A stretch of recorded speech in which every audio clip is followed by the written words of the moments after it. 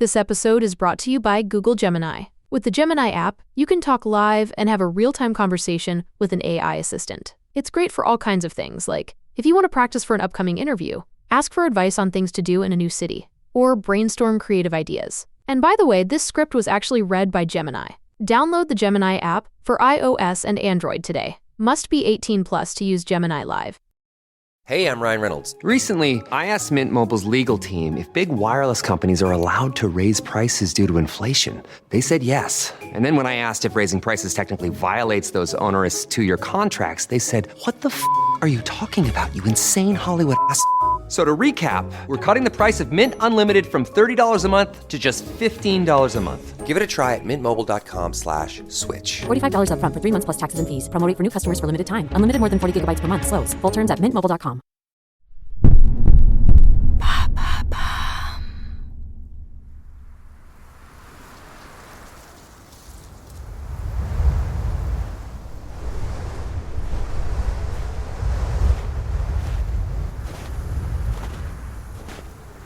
L'hiver de son pays natal ne lui avait pas manqué.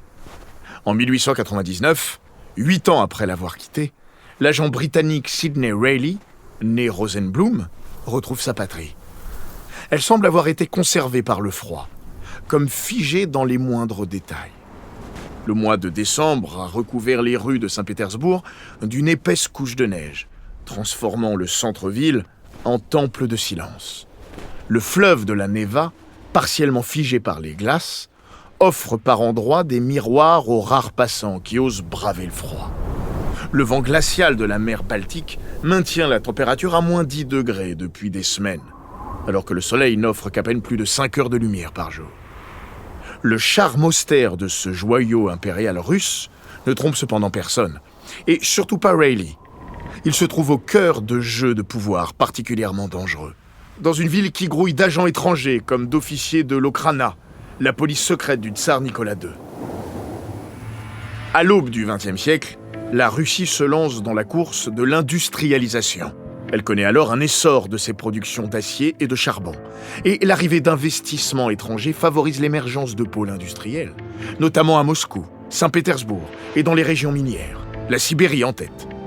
Ce n'est donc pas un hasard si le pays investit massivement dans la construction du mythique transsibérien, qui constituera bientôt sa force et sa faiblesse. La portée de l'homme dépasse son imagination. Mots de passe et rendez-vous secrets font le quotidien de Reilly depuis son arrivée. Les services secrets britanniques l'ont chargé d'infiltrer les cercles politiques et militaires russes, dans l'objectif de recueillir des informations sur leur plan militaire. Bien que le Royaume-Uni et la Russie soient alliés, les Anglais surveillent de près les ambitions expansionnistes du tsar. Et ils ne sont pas les seuls. À l'époque, le Japon s'inquiète lui aussi des mouvements militaires russes. Tout indique que l'Empire souhaite agrandir sa sphère d'influence en Corée et en Mandchourie, région pourtant essentielle à la sécurité des Japonais. C'est là que Reilly entre en jeu. Ce jour-là, il rencontre un éminent général nippon pour lui remettre des informations capitales sur les plans russes. Renseignements pour lesquels il est en retour grassement payé. Mais pour qui donc travaille-t-il ? Pour les Britanniques ou les Japonais ? Peut-être qu'au mépris des risques qu'il prenait, l'espion ambitieux travaillait avant tout pour lui-même.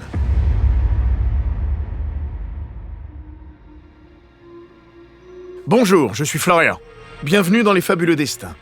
Cet épisode est le deuxième que nous consacrons à Sidney Reilly. De 1890 à 1925, cet espion britannique aux 1000 vies s'est aventuré dans les conflits les plus dangereux de l'entre-deux siècles, traînant une réputation d'agent double et de tueur à l'efficacité mortelle. Aujourd'hui, je vous parlerai de ses activités clandestines en pleine guerre russo-japonaise, à la veille de la Première Guerre mondiale.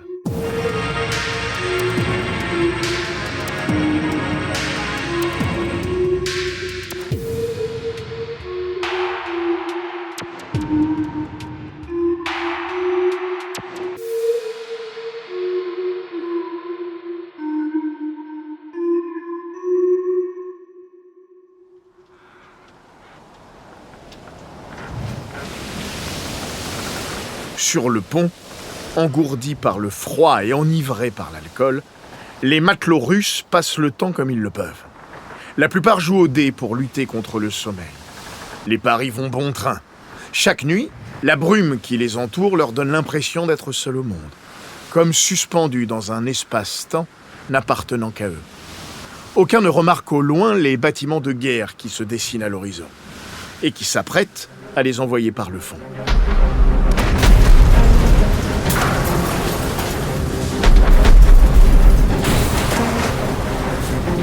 Des éclats de feu déchirent la nuit, calcinant les métaux et propulsant les corps dans les mers rougies par les explosions. La surprise est totale. 30 bâtiments pour plus de 100 canons japonais prennent d'assaut la base russe du port Arthur au sud de la Mandchourie. Le Japon a dépêché ses meilleurs navires et près de 20 000 hommes. Sur la terre ferme, les Russes sont d'abord dépassés. Il leur faut 30 minutes pour organiser la riposte. Mais ils ont eux aussi du courage à revendre et des équipements puissants. Ils vont résister tant et si bien que cette bataille, qui ne devait à l'origine durer qu'une seule nuit, durera 11 mois.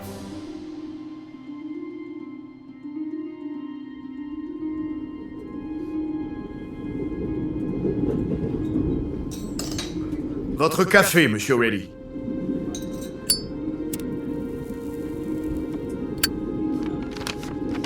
Les nouvelles sont encore meilleures qu'ils ne l'espéraient. Après 1 an de combats acharnés, les Japonais ont finalement vaincu les Russes à Port Arthur, faisant 30 000 prisonniers. La Russie affaiblie fait les affaires de l'Angleterre. Cette dernière va pouvoir prendre de juteuses parts de marché dans les rivalités commerciales qui opposent les deux puissances. Reilly, lui, a parfaitement su tirer son épingle du jeu, en jouant sur 3 tableaux à la fois. Il a livré les plans de défense russes aux Japonais contre des sommes considérables, tout en transmettant chaque mois des renseignements sur les 2 belligérants à sa hiérarchie. Cerise sur le gâteau, il s'est même permis de jouer les intermédiaires dans un trafic d'armes visant à aider les Russes. Plus le conflit durait, plus il se remplissait les poches. Mais il fallait bien que ce jeu dangereux touche à sa fin. Et l'agent double a su se retirer juste à temps, après avoir découvert que l'un de ses agents commerciaux était un espion à la solde des Russes, qui le soupçonnait, à juste titre, de travailler pour l'ennemi. C'est à croire qu'entre les différents services secrets du monde, tout finit par se savoir.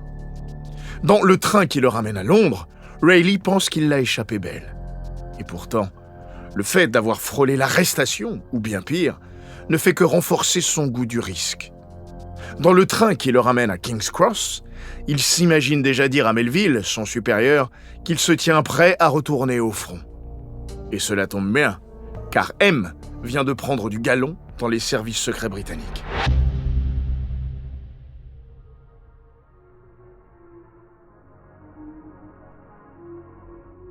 Avant de continuer cet épisode, nous voulions vous remercier pour votre écoute. Si vous voulez continuer de nous soutenir, abonnez-vous à la chaîne Bababam Plus sur Apple Podcast. Cela vous permettra une écoute sans interruption. Ou bien, écoutez ce message de notre partenaire, sans qui ce podcast ne pourrait exister. Ne partez pas, on se retrouve tout de suite après.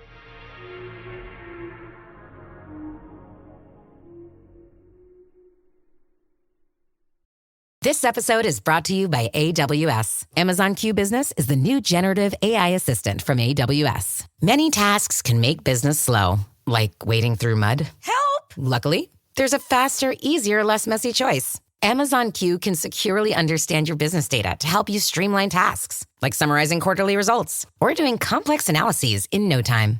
Q got this. Learn what Amazon Q Business can do for you at aws.com/learn more. This episode is brought to you by United Airlines. When you want to make the most of your vacation, book with United. They're an airline that cares about your travels as much as you do. United is transforming the flying experience with Bluetooth connectivity, screens, power at every seat, and bigger overhead bins to help fit everyone's bag. And with their app, you can skip the bag check line, get live updates, and more. Change the way you fly. Book your next trip today at united.com.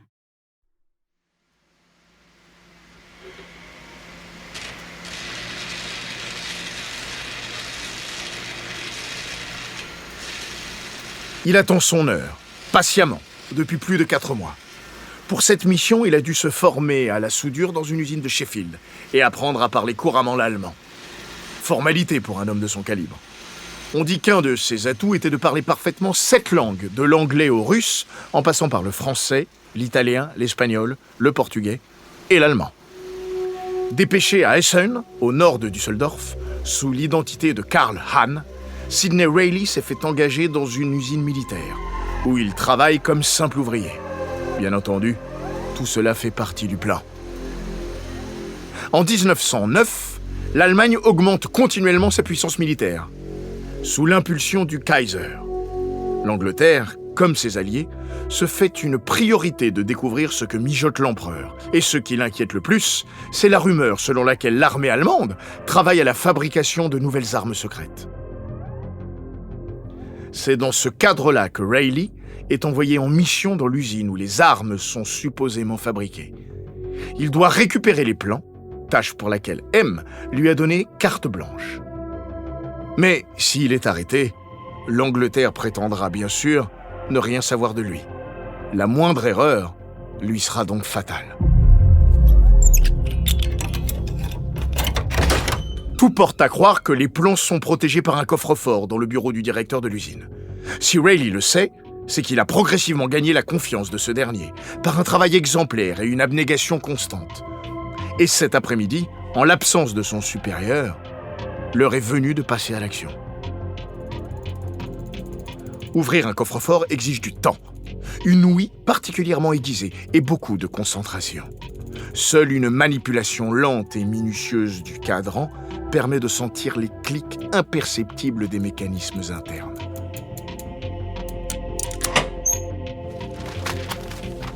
C'est une mine d'or. Reilly tombe sur des plans détaillés de sous-marins et de torpilles, ainsi que la description précise de cuirassés pouvant largement faire jeu égal avec ceux de la Royal Navy. Il n'y a pas de temps à perdre. Il faut de toute urgence que... Karl, qu'est-ce que vous faites là ? Reilly n'a pas hésité une seconde. C'était lui ou le directeur. C'était l'Angleterre ou l'Allemagne. M et lui savent à quel point les informations recueillies sont vitales dans ce contexte de tensions géopolitiques croissantes. Tensions qui vont finir par ravager le monde lors de l'année 1914.